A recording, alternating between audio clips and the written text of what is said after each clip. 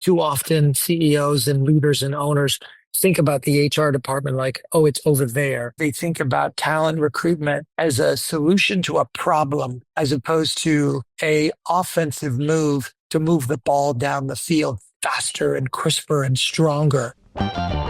So what does it really take for your business to attract world-class talent today? I'm Dave Travers, president of ZipRecruiter, and on Talent All-Stars, we shine a light on the people and the day-to-day processes behind recruitment and retention at some of the world's most influential businesses. Today, we have another view from the C-suite, and this one is a treat. Our guest is Marcus Lemonis, CEO of Camping World, executive chairman of Beyond, and host of The Fixer on Fox. Marcus clearly knows business, and he knows talent too. Anyone who's seen him on TV knows he has a gift for putting the right people in the right seats. He's fond of saying every successful company needs three things: people, process, and product, with people taking the top billing.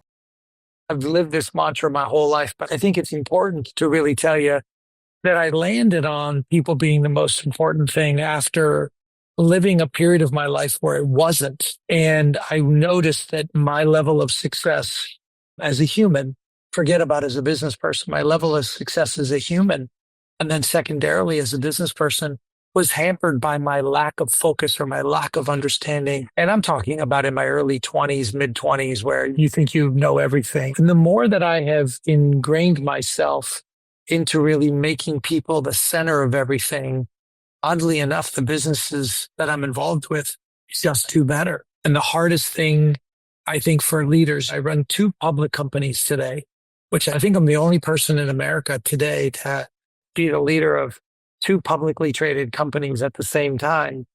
And the problems are always the same. And the solutions, I think more importantly, are always the same. And they revolve around, if you hire great people and you use good partners to help find those people, and it's technology driven, you win. It's that simple. And you guys have been a huge part of my whole world. And I say this with absolute sincerity. And ZipRecruiter has been a part of all the businesses that I've been a part of, big and small. And whether I have 14,000 people like I do at Camping World, or 1,000 people in another business, or 8 people in a small business, I have enjoyed the transformation that ZipRecruiter's gone through. Just as a power, I consider myself a power user. And it's a very different platform today than it was 5 years ago. I think that is exactly right. And it's so true of every business that wants to be successful, that you have to constantly be thinking not just about how do we stay good, but how do we get even better. And what's so interesting about your approach of thinking about people and how that's at the center of everything you do is that thinking about the breadth of businesses which you have encountered, run, advised, etc. For most people haven't had the exposure to 1/100th the number of businesses you have. To hear when you have such breadth across so many different vantage points that the problems and the solutions are always the same, may be really counterintuitive to some people. So I'd love to double click on that and think about, what is it that if you're somebody who's been in the same business for 10 years, or you're only in your second job, that you might not realize that these problems you're uncovering are going to be the same throughout your career. And the better you get at them now, just over and over again, being able to get better at dealing with people problems and setting people up for success is going to just pay off over and over again. I think it starts with understanding where the gaps in talent are in the organization. And I think a lot of people struggle to really know how to find out what that assessment looks like. How do you figure out, before you go out and you spend time and energy recruiting new people, how do you make an honest assessment, a true honest assessment that says, this is what the business needs because this is where it wants to go. These are the gaps. And whether that's understanding deficiencies of yourself, like I do a lot of that myself, and what I need to round myself out with, or what is the team missing? I think that's a typical fatal flaw that I think businesses make, is they don't know how to do that gap assessment.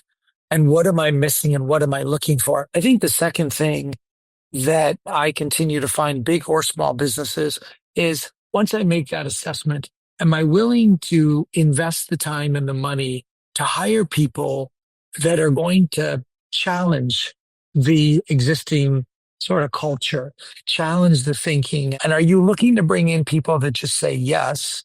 Or are you looking to bring in people that are going to advance the business in a way that it needs to? And it may not be today and it may not be tomorrow, but as you build the infrastructure out and you build that culture for the future, are you bringing in the right people? And I think in doing all of that, what's really changed for me is the advancement of technology and really answering a bunch of questions honestly and allowing technology to help you identify what you're missing or what you're not.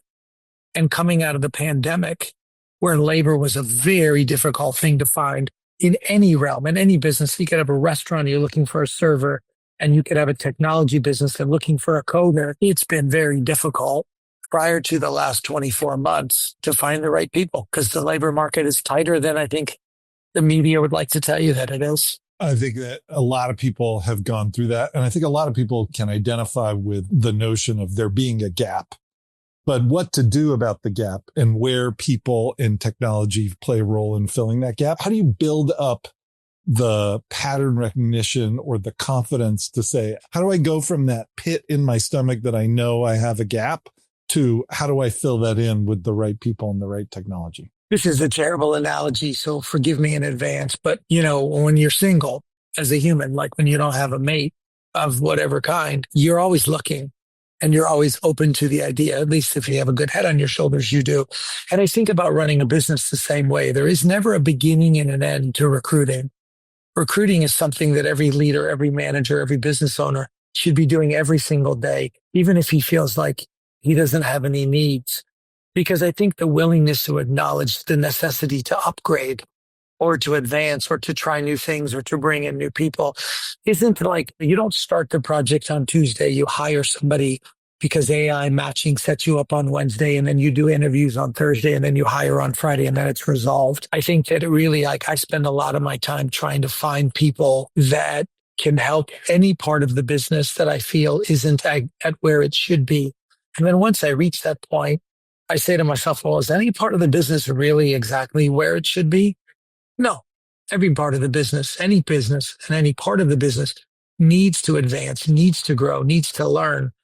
And I think that recruiting, and even if I was an HR specialist or I was a generalist or I was in the recruiting organization, my job should never stop. As a business owner, my job should never stop. And I always tell people that I spend 20% of my day, and that's not a hard and fast number, but a good chunk of my day thinking about where do I find more talent and how do I look for them? And it's a lot easier when you have a tool and a partner to help you do that than it is to try to get out your Rolodex. It's not the same as it used to be. I think that is exactly right. The interesting thing as a talent leader sometimes is when you're partnering with the business leader who's the hiring manager, whether it be the CEO or someone else in the organization, oftentimes the natural instinct of that business partner you have as a talent leader, the business person wants to think of themselves as getting back to running their business so they don't have to do recruiting. I think I'm out of all the guests that you have, I could be a unique victim because I'm the guy that 10 years ago would tell my HR department, stop coming to me with all this talent development, talent nonsense. I would call it that. And I'm embarrassed to admit that, but I did. Maybe 15 years ago. I'm 50 now. When I was in my 30s. And I really think it's important for talent management and acquisition talent management to have a seat at the table and understanding what's actually happening in the business. And I think too often CEOs and leaders and owners think about the HR department like, oh, it's over there, like the accounting department, they're over there. I encourage people, bring them to the table, have them understand where the KPIs are not being met, have them understand where retention is falling off, or quite frankly, attrition is kicking up. Have them do succession planning with people, but not as a defense mechanism and not in an emergency situation. And I think one of the things that frustrates me about executives is they think about talent recruitment as a solution to a problem, as opposed to a offensive move to move the ball down the field faster and crisper and stronger. And when I meet knuckleheads who lead businesses or own businesses, even Fortune 100 businesses, who said, oh, I don't deal with recruiting. I have a gal or a guy that does that.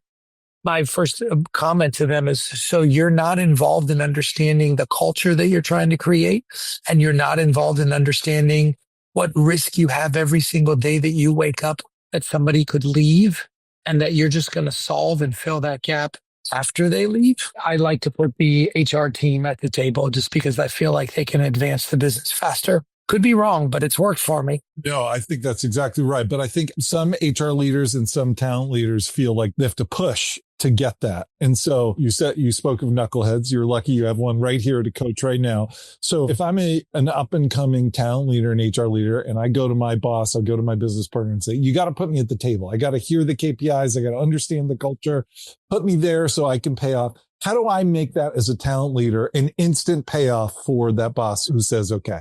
There's a step that's missing. And my advice to people that are in those positions that work with me or call me for advice is, you better learn the business and go learn the business. And if you're in the retail business, go work the store 1 day a month, 2 days a month, work the floor, work the stockroom, work the register, work the call center, work the reception desk, whatever it may be. Understand what the plight of the employee is. As leaders of organizations, we all believe that our business is fine. But when we go work actually on the front lines, we learn a lot more. And my advice to talent management is, the more you know about the business, and the more you study it and you understand what the ethos is, and you understand what that quarter or that month or that year's results need to be, and you start speaking in that language. Like, look, I'll make this up as an example, Dave. If I was a talent manager at a pharmaceutical company, we'd be understanding what are the initiatives of the company for that year. Listen to the quarterly and annual calls. If you're a public company, ask to sit in the back of the room like a fly on the wall. Talk to the department managers in the hallway. Ask them questions. Become a student of the history of the business, the current status of the business, and the future goals of the business, and become a student of the leaders that are driving that business, so that when they say, hey, we're doing X, Y, and Z, you can say, yes, ma'am, and yes, sir. And I have some ideas and I'll give them to you when you want, but I'm studying the business. I do have one question. What is the reason that we manufacture here versus here? And show them that you care about what the actual underlying business is that pays your salary and puts the lights on at night. And I think too often in the past, I had HR team members that would stay in their office and come when called, as opposed to going out on the floor and saying, oh, hey, I want to be a part of the company. Let me go work the event on Saturday. Let me take calls in the call center, just so I could understand like what I'm recruiting for. I love that. So I think the instinct sometimes of anyone in any role is to do what is comfortable. And sometimes staying in your office and waiting to be called is the comfortable thing. And you're putting yourself in the deep end of the pool and you don't know how to swim yet by saying, throw me into the meeting where I don't really understand what's going on, but I'm going to learn as fast as possible. And I think building up the confidence and the intuition that being uncomfortable and being at the steep end of the learning curve, even if you don't understand every single thing that's happening, is right where you want to be, as opposed to being safely in your own office waiting to be called. If I worked for you, which I would love to, if I worked for you, I would say to you, sir, are there any meetings that you have with the staff where it would be permissible for me to sit in the back of the room?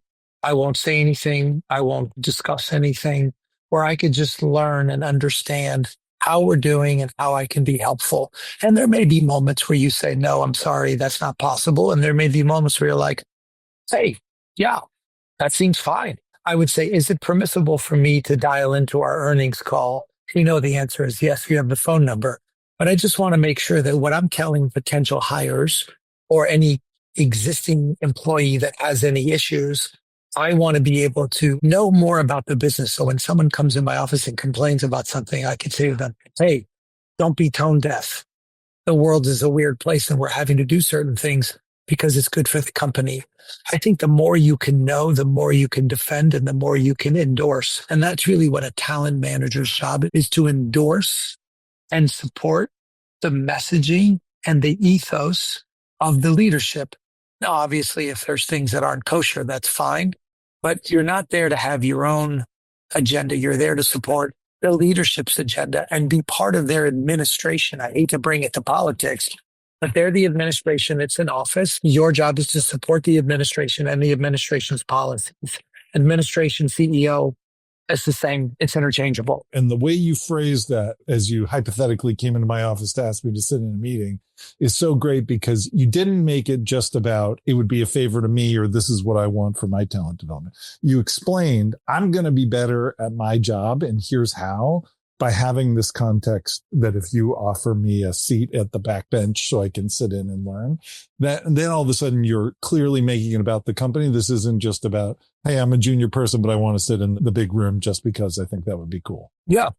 And I want to learn and I want to see ultimately how I could better support the organization achieving. I would say to you, sir, I just want to help you achieve your goals. And so the more I understand about what you want done, when people ask me or I'm recruiting somebody and I can tell them what the opportunity is, I could say to them, hey, I sat in a meeting. They're very focused on growth and we're hiring people because growth is on our roadmap and it's in these areas. And I think you would be great for this job. And while you may not get the opportunity tomorrow that you want, I could tell you, I hear the leadership. They're talking about this, that, and the other thing. I'm not making it up myself. It's real. So one of the things that I think people and talent leaders are often looked to is to be experts at the hiring process and how to select a good person.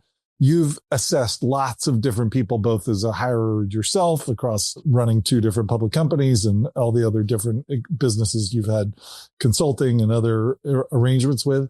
How do you assess whether someone is good at that? Like you've seen it in so many different ways. You've done it yourself and you've gotten to witness people build teams of different types and different calibers. How do you assess whether someone is good at hiring? For me, whether it's hiring or managing, because they're kind of the same, you got to be able to really understand this, is are you willing to be vulnerable in your own life and with other people so that people trust you? Because hiring is really built on trust. And do I believe what you're saying to me? And are you fronting and trying to be somebody different than you are? Or am I getting the real version of you? And I think the more vulnerable you can be as a human, and I tend to be overly vulnerable. Like if I'm trying to communicate with somebody, look, the reason I'm hiring you or the reason I'm looking to hire you is I'm in trouble. And I thought I understood this area and people are bull crapping me all the time. And I feel very vulnerable. And I go to my meetings and I don't have answers to questions or the bank calls me and I don't have what I need or whatever it may be.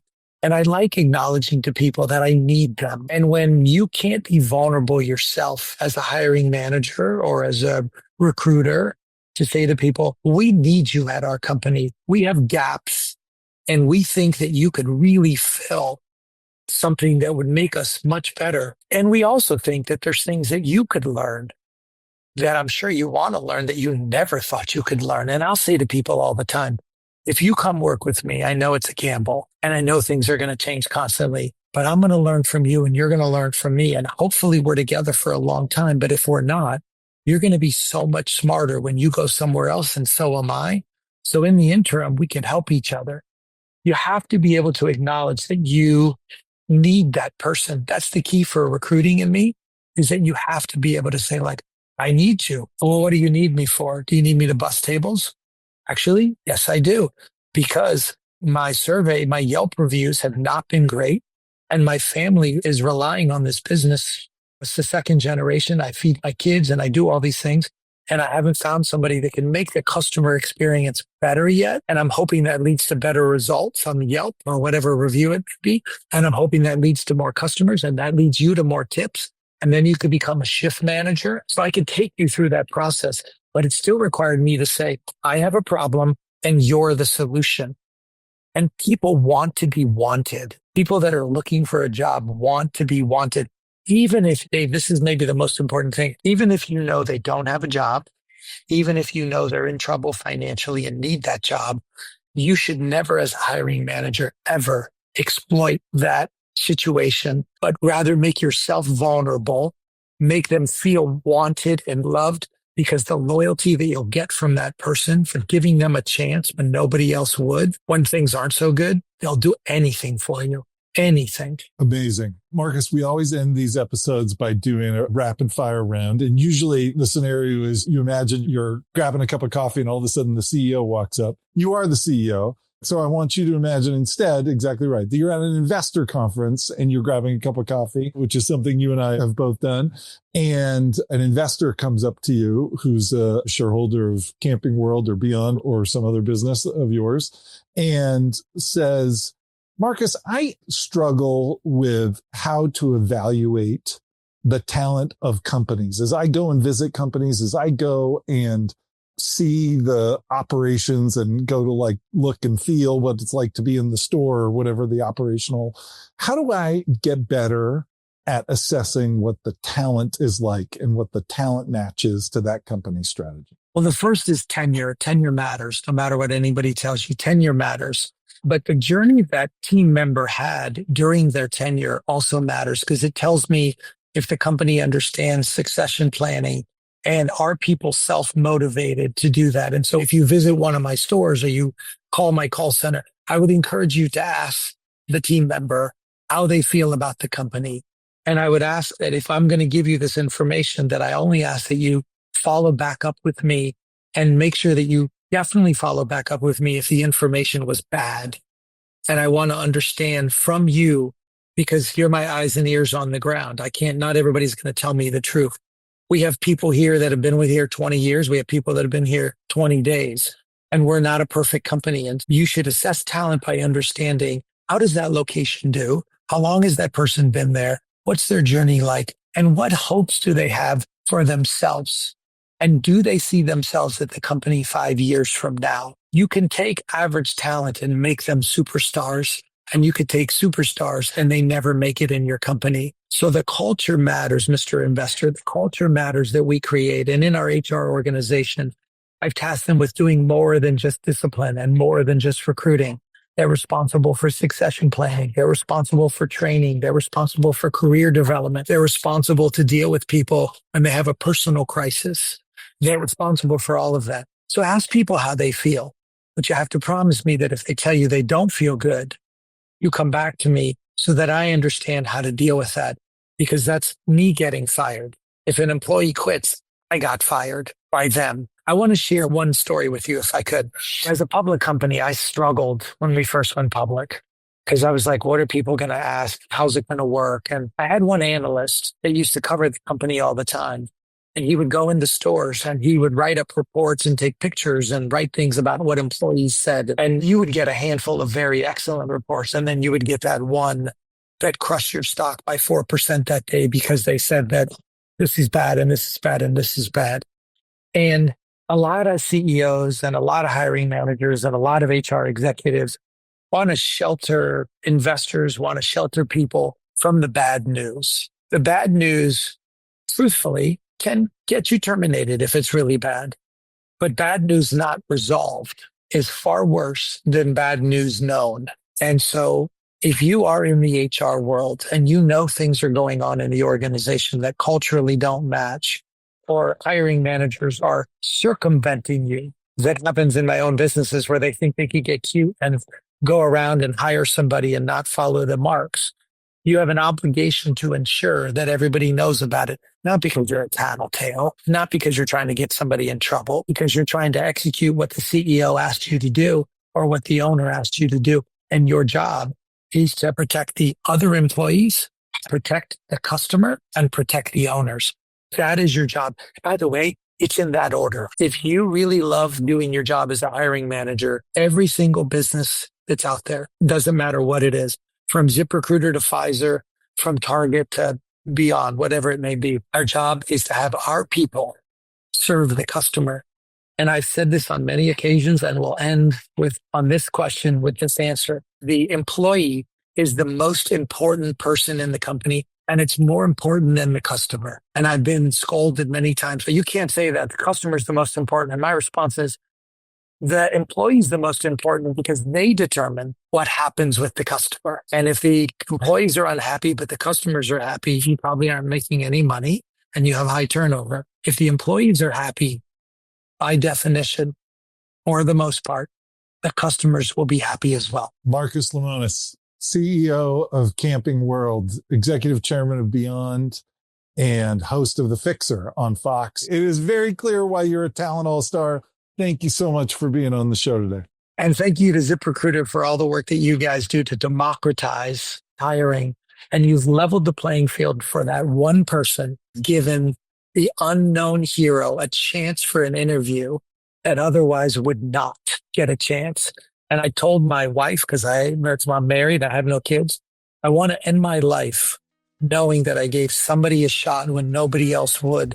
And my relationship with ZipRecruiter that has existed for years is what it is because you guys provide a platform to give somebody a shot when nobody else would. That's Marcus Lemonis. He's the CEO of Camping World and the executive chairman of Beyond and the host of The Fixer on Fox. We'll put links to his many companies and projects in the description below. And just a reminder, we're an audio podcast too. So if you want to listen on the go, just search Talent All-Stars in your favorite podcast app and tap follow. I'm Dave Travers. Thanks for watching Talent All-Stars, and we'll see you right back here next week.